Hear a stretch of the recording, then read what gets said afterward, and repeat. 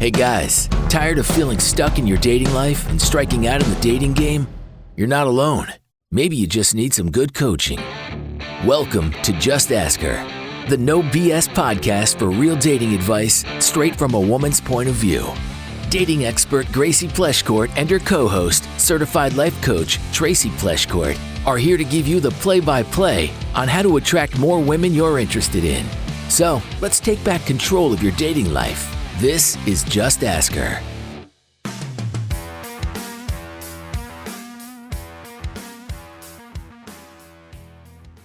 Welcome back to Just Ask Her, the podcast that helps you date with confidence, connect with real women, and finally feel in control of your dating life. I'm your host, Gracie, here with my mom, co-host, and certified life coach, Tracy. And we're excited to be back for another episode. Yes, we are. All right. Submission 1 says, "Hi, Gracie and Tracy. I'm Jacob, 26. I'm a second grade teacher who loves his job. Life is good. Close friends, a nice apartment, and a dog. Mission trips to Honduras. And I just ran my first 10K. I'm 6'1", and I have a side business broadcasting high school football. I share that because I've done the work on myself, and I'm okay with how I look. Still, I feel unseen by women. Not nice guy bitterness, just invisible. I'm one of the only men at my school and often feel out of place. Growing up, I was heavier, had a bad haircut, and struggled with acne. My only official relationship lasted a year. She kept me in secret. No photos, no meeting friends, and after the breakup, she started dating someone else within weeks and moved in with him in my city. How do I stop feeling like a relationship is unattainable for me? I know I'm worthy, but 6 of my 8 closest friends and my younger sister are already married. I don't know what I'm doing wrong, and it's discouraging. Most recently, I went out with a 21-year-old from church. She said she felt peaceful around me and that I made her feel seen, but ended things when she went back to college, saying distance would keep her from treating me as well as I deserve. I wasn't upset, just disappointed. I feel lost and unseen in dating. Any insight is appreciated. Jacob." He sounds like he has such a full life. Yeah. It sounds like you're putting yourself in the right types of places. I'm just wondering how often you're actually making efforts towards your dating life in those places. Because you talk about the one relationship, but apart from that, you don't really say what it is you're doing specifically for your dating life. All of those things are great, and you sound like a stand-up guy, but you need to be doing more than just being a stand-up guy in order to start attracting women, in order to start connecting with women. It's great that you have those pieces figured out because now you can move forward with certainty that you don't need anything else. You have everything you need in order. You're in a good place in life. You have these other areas figured out. Now it's just putting extra attention towards your dating life and extra attention towards connecting with women that you're interested in. And because you don't talk about it in here, I'm wondering how often you do that. Separating the facts from the story that your brain is telling you is going to be a good exercise. For example, facts are you're a 26-year-old teacher, a runner, a dog dad, you've dated before, and that you have a recent crush that ended because she went back to school. I'm unseen is not a fact. That's a thought. That distinction between the facts and the thoughts matters because thoughts are optional and trainable. You get to decide how you tell this story, and facts will help you make that shift. So we were looking at the facts of your story and we're like, wow, he has such a full life.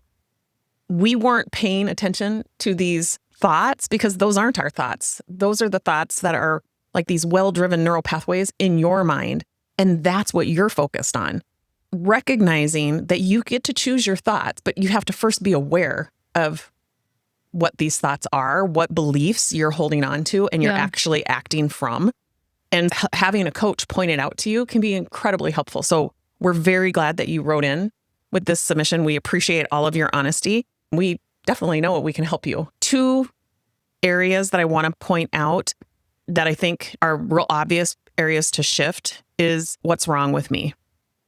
You're one of very few men in your works. Roughly 89% of U.S. elementary teachers are women. So feeling out of place at school is a predictable environmental effect but it's not a character indictment. Like, you have to recognize that's just what you've signed up for in the profession that you've chosen. And you can actually leverage that. Like, you can use that to your advantage. I only see that as a positive. And it's great that you have all these women around you, even if they're not women that like you're necessarily interested in or are same age or whatever. I think you should be leveraging those relationships to no end. You're probably the cute teacher that if you have good relationships with them, they're probably all sitting there like, I hope he gets a girlfriend soon, or he would be so good with so-and-so. But if you've never actually talked about this with them, then they're probably not going to go out of their way to do that for you. Just starting with those conversations is a great place to start. Tapping your network with your coworkers, the women that are already around you. Yeah. The other thing that I want to point out is that there are a lot of men who are experiencing the thinner friendship pool or fewer support networks than they did a generation ago. In one national survey, the share of men with 6 or more close friends dropped from 55% to 27%. And 15% report none, that they don't have any of those support networks. So if you sometimes feel quote unquote unseen, you are swimming in a wider cultural current. You're not failing some test. This is the norm right now. There's also opportunity for some deeper work. You are holding on to the pain of your ex who kept you a secret. That's the wound around visibility. Your brain learned that being visible isn't safe. So it like rejects you with this like unattainable narrative that you or other people, other women that you might be interested are unattainable. The real work for you is to recognize that her choices do not determine your worth.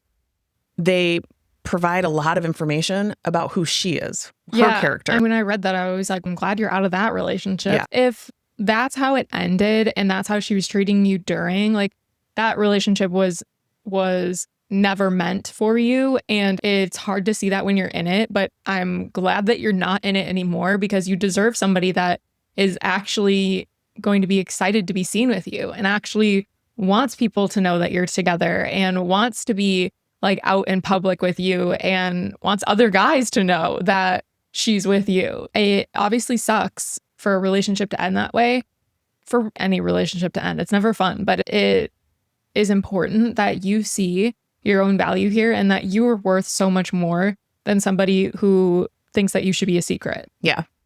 And that neural pathway, your primitive brain is really holding on to that dating or this woman or that woman is unattainable. You have to be on the lookout for that. You have to know the unworthiness that you feel when you think that thought, so that you have the upper hand, so that you can remind yourself of a better feeling thought that you're working on. It's just like lifting weights at a gym. It's one thought at a time that you have to be practicing. So try on, I'm learning to be visible to the right woman. Instead of she's unattainable or a relationship is unattainable, try, I'm learning to be visible to the right woman. Thoughts create feelings. Beliefs are thoughts that you practice over and over and over. So we have to recognize it when it's happening so that we can course correct. Mm-hmm. I also think that you can create more confidence by doing some of the behavioral work, like pick one promise a day and keep it.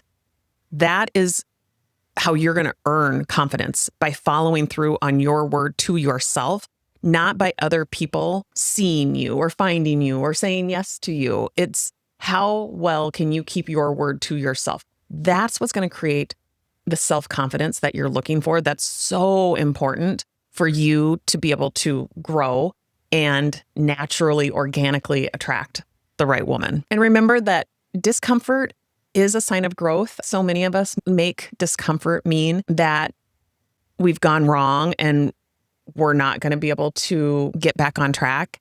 And discomfort actually means that you are in this place of growth. And so catching these unwanted feelings, reminding yourself of the new thought, or even some behavioral type reps, like intentionally going out, making eye contact, initiating a conversation with a woman, whether it's at a coffee shop or it's at a park or a grocery store, those little micro reps that are going to put you, yes, for sure, in an uncomfortable place, but you can remind yourself that that discomfort is in fact a sign that you're growing.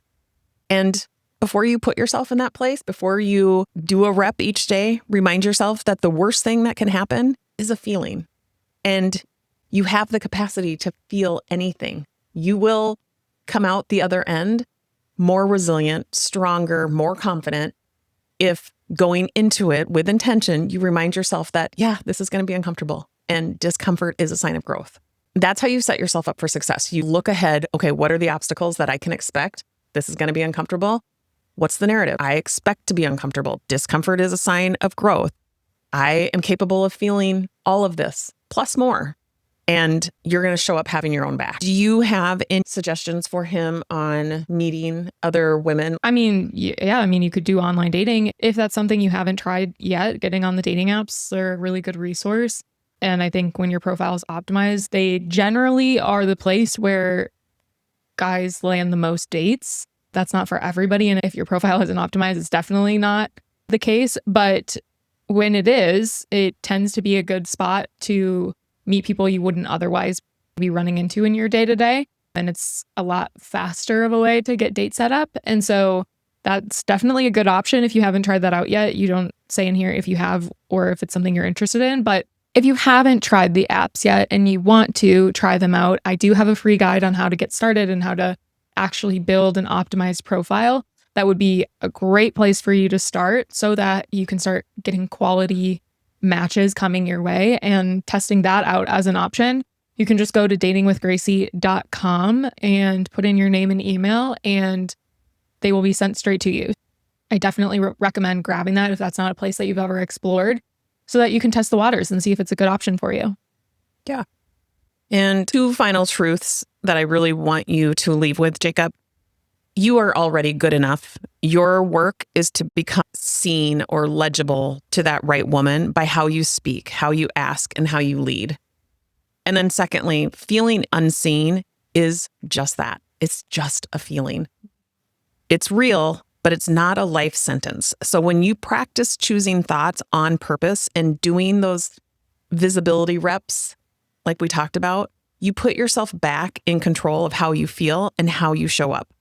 That's the quiet power of self-confidence, and it's available to you right now. Hopefully, this has been meaningful for you and you have a different perspective. This is a choice. You have to be able to catch those thoughts that are working against you and start practicing the ones that are going to work for you.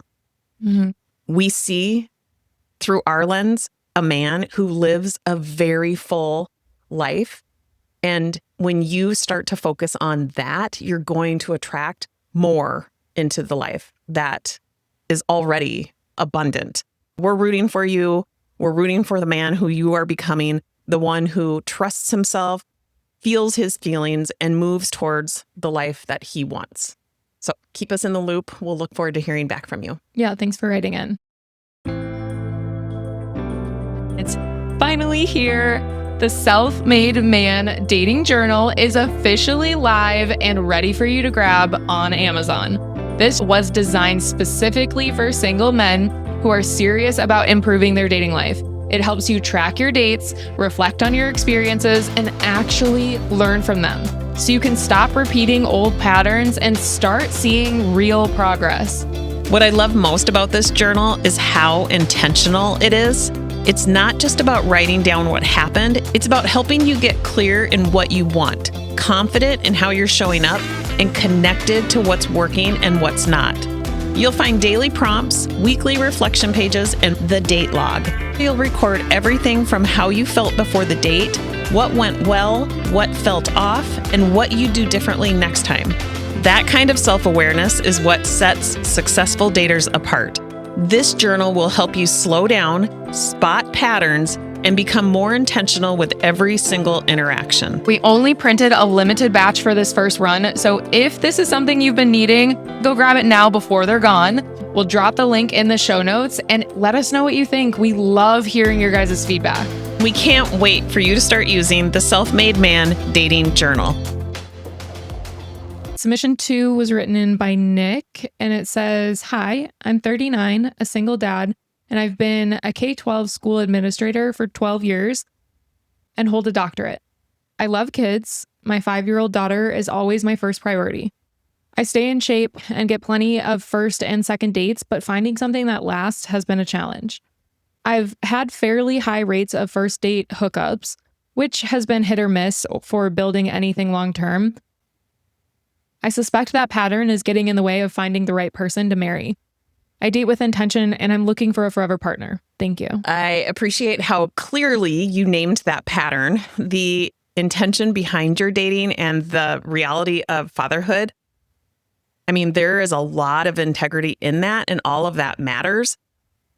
Here's how I see it. You don't have a "I can't find quality women" problem. You have more of like a pacing problem. Those first date hookups aren't a moral issue. It's more of a process issue. Yeah, if you jump into that right away, it's not to say that this never happens, but for the most part, if you jump into that right away, she's automatically going to put you in the casual bucket. She's not really going to look at this as something long term. Typically, when women are interested in a guy, they wait for that. Yeah. And so it definitely is something to test out and maybe refrain from on those first couple of dates. And give yourself time to gather the data, gather more information on her. It's not like those first date hookups aren't wrong, but it's obviously not creating the results that you want. Yeah. So it's just not working for you. I think it's easy to believe that chemistry now is going to create connection later, and that's not proving to be true for you. But that thought in the moment, the way it's self-sabotaging you is because it creates urgency, it creates excitement, and then things escalate quickly. You skip that deeper screening, the ability to collect the data, and you attach yourself to that vibe that creates just this short runway of a relationship. Yeah, there's different types of chemistry. You can still build chemistry without being intimate right away. You can do that really well, actually, on first dates without getting to that level. And I think that it probably will last a lot longer if you do hold off, leave her wanting more.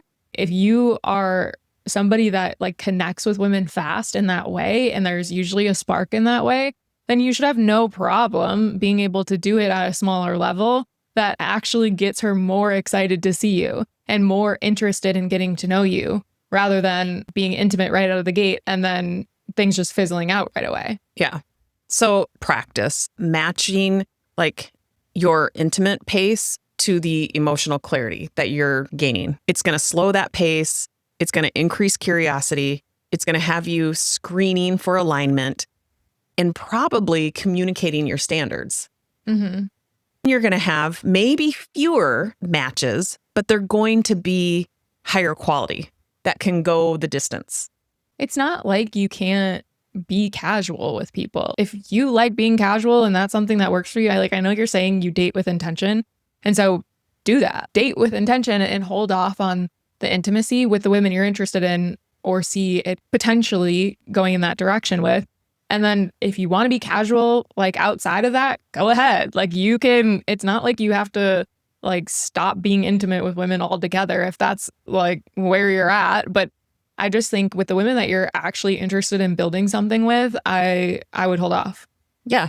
And do it as a short-term experiment. Mm-hmm. Just, what's not working. So take the next 4 to 8 weeks and run a clean experiment for yourself so that you can gather the data.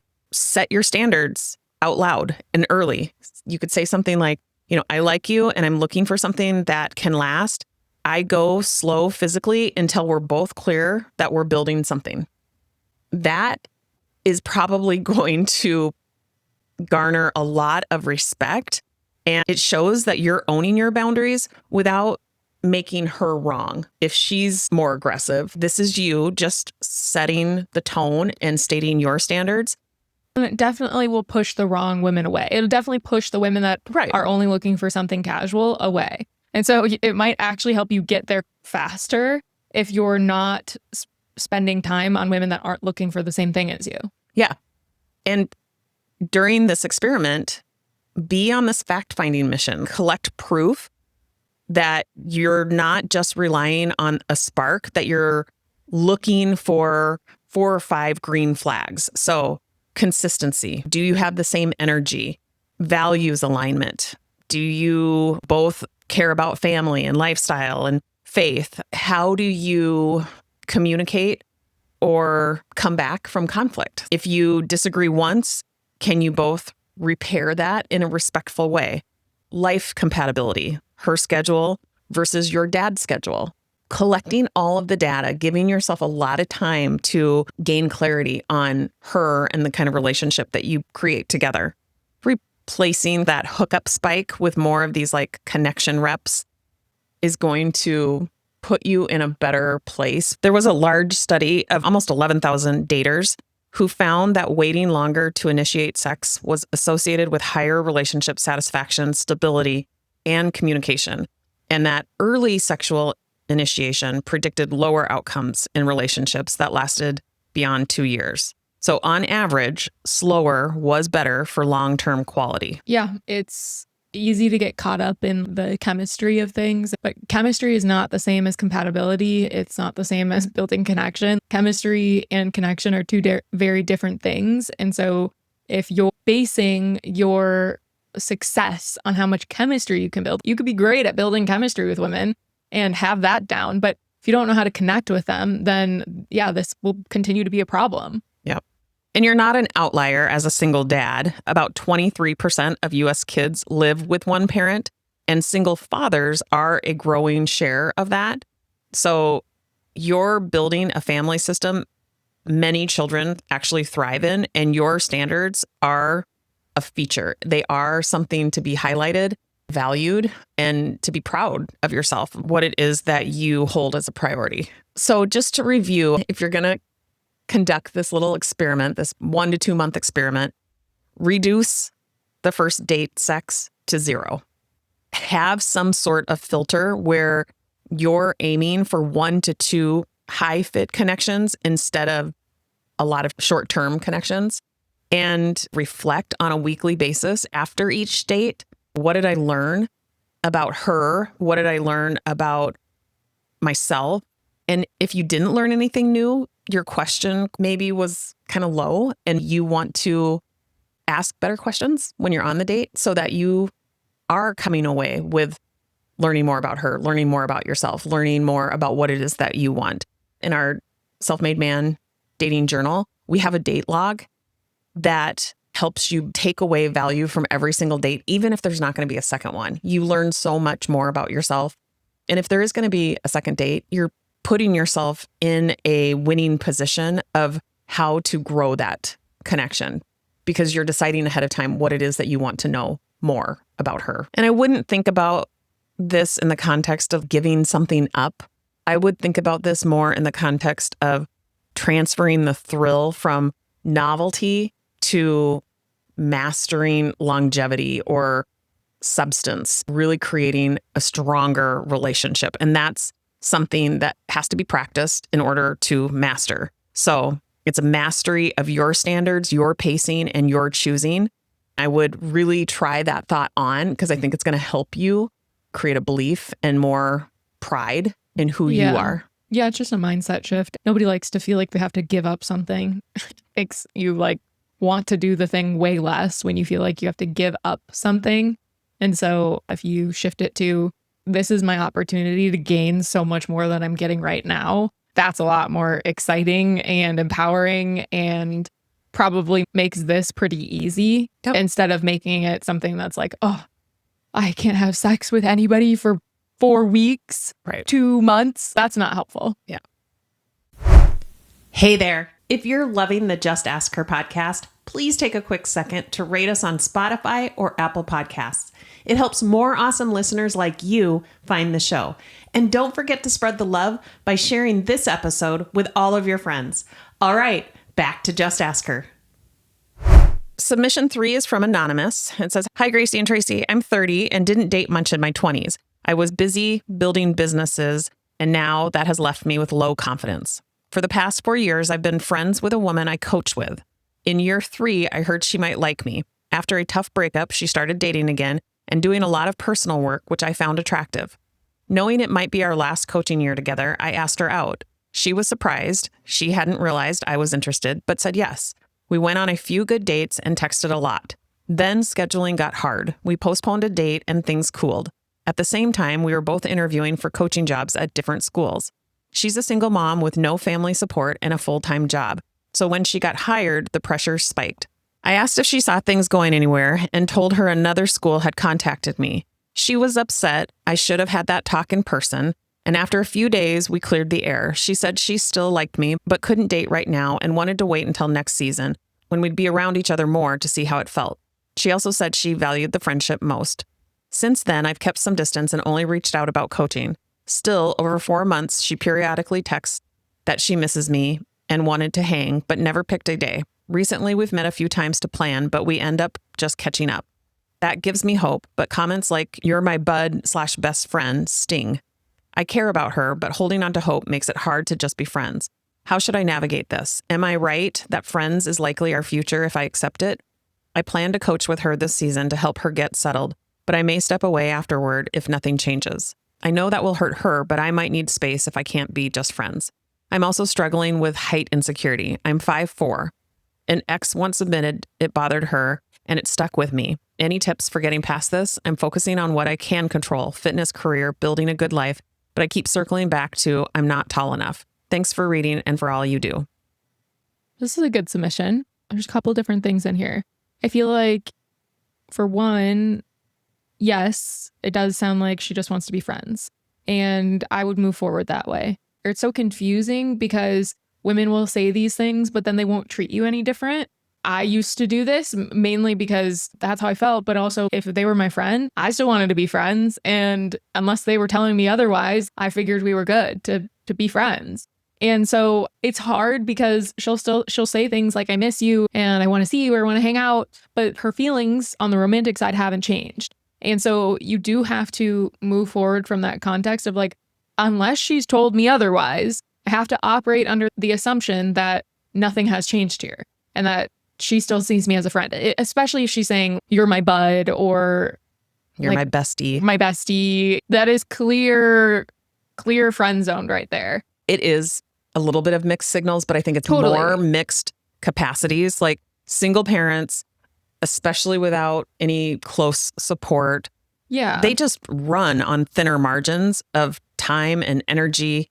Yeah. I think that at one point, maybe she considered it and then saw that it wasn't realistic, or maybe just decided she wasn't interested in something romantic. And that's where the shift happened. I don't think random fights like that are ever the cause of relationships not working out. She might have been thinking about this prior to, or debating, do I see him that way? Do I not see him that way? And giving it a shot, and then maybe use that as a cop-out or made it into a bigger deal so that she could make an exit on this. And it's not fair and it's not right. That stuff should just be communicated clearly. But I also think it's just uncomfortable, especially if you guys were friends. It's uncomfortable to have to say that. It's uncomfortable to be like, "I do really enjoy being around you, but I just don't see you that way." And she's probably trying to spare feelings. I think she means it when she says she likes being around you and she likes hanging out with you. But I think she means it in a friendly way. And it doesn't sound like she sees it as anything more than that.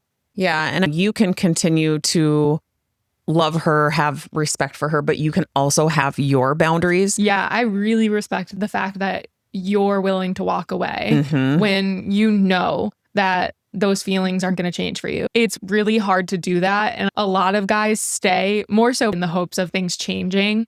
But I think that they stick it out anyways. And that's only hurting you. If you don't feel like a friendship is what you want to navigate right now, that's okay. You can say that and you can be very honest in a very kind and respectful way. I totally respect your decision.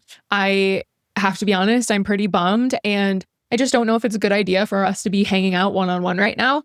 That is totally fair and absolutely okay to do for yourself. Yeah. Or he could also say, I've loved getting to know you. I'm attracted to you and I'm definitely open to exploring something real when you have the capacity. But I just don't think that's where she's at. I don't think it's because she doesn't have the capacity. I do think she's a busy person and she's juggling a lot, but she didn't say that. She frequently calls him her friend. And so I don't think that it's a matter of leaving the door open for her. I think she's making it pretty clear that she doesn't want, and also she knows where you stand. You can tell her that you're bummed and that you wish this would have worked differently. And if she does come back around and is, damn, I made a mistake. I actually do think I could see him as a good partner or somebody that I could build that type of relationship with. She knows where to find you. You don't have to be when you're ready, come find me, because she knows that. She knows that how you feel about her. Yeah. I'm just thinking about the texts, the I miss you text that she sends. And so I do think she means that. Like I said, I think she means that she likes being around you. She likes spending time with you. I just don't think she means it in a romantic way. Yeah. That happens. It sucks and it's not fun, but you can choose whether or not you want to keep doing that. But if you don't, that's okay. The bigger thing here, and I think that this is the thing that keeps guys stuck for so long, is waiting around, hoping that the more time you spend together, she'll just come around or she'll just start to like you. To be fair, sometimes that happens, but it happens a lot less often than we'd like it to. And it also results in guys wasting time, waiting and hoping, and then even doing nice favors and gestures when they shouldn't be, because these are women that have told them they don't want that type of relationship. Yeah. Yeah. So I think being intentional about dating elsewhere is probably a really good idea. Yeah. Even if you choose to coach this season because it aligns with your professional values, where you're at right now. But by the end of the season, nothing has changed.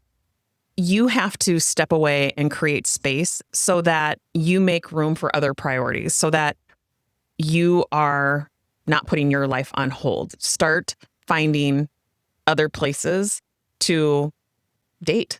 It doesn't have to only be under the umbrella of where it is that you work or the current places that you're hanging out socially. Intentionally start dating in other pools. Mm-hmm. Yeah, absolutely. And then the height story, we've talked about that, I think actually in just the last episode. Yeah, we've talked about it in a few episodes. Ago. Yeah. Interesting because the CDC reports the average U.S. male height is 5'9". And many people hold a norm in a male-female couple relationship that men should be taller. That's this weird norm that we have.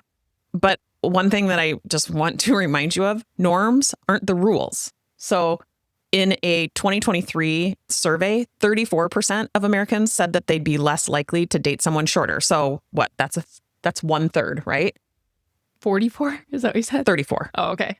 That's not 1/3. So that also means that roughly 2/3 would not be less likely, right? That means that they would date somebody that was shorter than them. So your brain is running this narrative from one person's, your ex-girlfriend's comment. That's not data. That is just a recycled thought that has become a neural pathway that's very easy for you to believe. Yeah. Definitely go back to last week's episode or 2 weeks ago, because we talk about how making your height the 5th most interesting thing about yourself is super important. It's totally normal to have these insecurities and it's okay that they're coming up. But at the same time, it's if you check all of her other boxes, height is going to be one of the lower priorities on the list when it comes to having a partner that you love and care for and cares for you and would be a great potential partner or husband or dad. Height becomes not irrelevant, but it's not as big of a thing as the social media likes to make it out to be. So I get it. And I'm sorry that you feel this constant burden almost over your height. But I promise you, I've said this a couple times, when I was on the apps, like I literally was not checking a guy's height unless it was made obvious in their pictures. I wasn't even going to that section to look for your height. It just was not something that was important to me. There were so many other things that ranked so much higher on the list for me than your height. So it's unfortunate that's the narrative out there, but I do want you to know that women care about it a lot less than you would think. And the women that hold it as a higher priority, they're not your women. They're just not. Yeah. Yep. So if you want a thought to create a belief from, it starts with recognizing how capable, how attractive, how motivated you are. You are not fragile. Hold the clean boundary, date with intention elsewhere, and let time reveal whether she decides to move from being your friend to anything more than that.